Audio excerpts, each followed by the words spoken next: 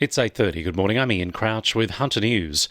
A woman has survived falling 10 metres down a steep hill in the Wattigan Mountains. The 46-year-old was bushwalking yesterday afternoon after camping in the area when she slipped and fell, suffering serious injuries. She was treated by paramedics at the scene before being carried out of the bush by the police rescue squad and bystanders. The Hunter's Westpac rescue helicopter then flew her to the John Hunter Hospital in a serious but stable condition. A fire which caused extensive damage to a house at Belmont North overnight is not being treated as suspicious.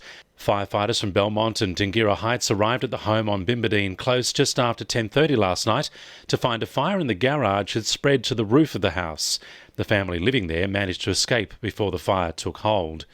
Police have released a description of a man wanted over a brazen armed robbery on a taxi driver at Raymond Terrace. The 33-year-old driver collected the man on Maitland Road at Mayfield just after 6 p.m. on Saturday, July 15, and drove him to Morgan Crescent Raymond Terrace, where it's alleged he produced a knife and held it to the throat of the driver, demanding cash.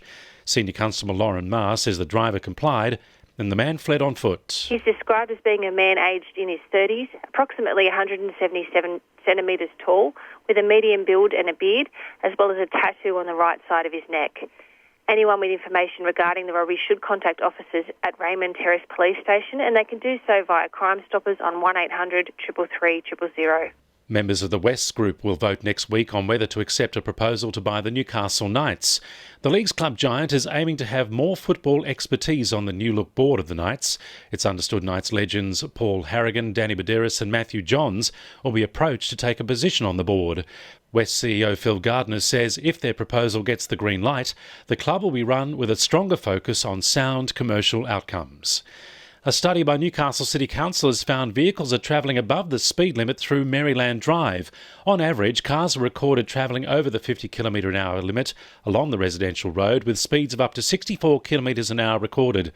Wallsend MP Sonia Hornery says there have been too many accidents due to speeding on the busy stretch of road. I think it's just an attractive road for people to think that they can speed and get away with it, but they won't. And I'm suggesting to them and urging them to make sure that we keep our speed to the speed limits. And on Maryland Drive, it's 50 kilometres. There has never been a better time to move into the farming industry, as technology is helping farmers adapt to new trends driven by consumer demand. The Future Farmers Network has started a recent Veranda series, which educates and provides networking opportunities for agriculture professionals. Future Farmers Network Executive Officer Toby Locke says the series will help the farming industry change to conditions in the future. So our first Veranda series was with the wine industry in the Hunter Valley, and we brought together community figures as well as heads of innovation in Westpac agribusiness that talked about what we're planning to see in the future and how we can account for it and get ready for that change and utilise it to our strength. Sport for our sponsor, PRD Nationwide East Maitland. Newcastle Knights coach Nathan Brown has denied there was any malice in a big hit which left Chanel Matautia knocked out on Friday night. The winger was rattled by the forearm of Blake Ferguson as he returned a kick, and he was eventually taken from the field in a medicab. Brother Sione was alongside Chanel as he received treatment and says he was confident his brother was in the right hands. Newcastle wheelchair racer Kurt Fernley finished 6th in the 5,000 metre T54 race at the World Para-Athletics Championships overnight.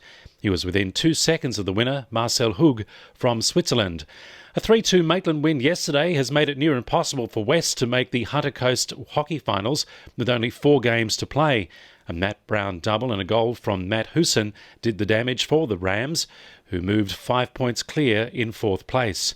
And Wallsend 5/8 Caitlin Moran did her hopes of selection in the Gillaroos Rugby League World Cup squad no harm with a strong performance in yesterday's Interstate Challenge. The 20-year-old had a hand in 2 of the 5 tries for New South Wales. And the winning numbers in Weekend Lotto are 32, 42, 27, 44, 11 and 22, and the supplementaries are 7 and 39.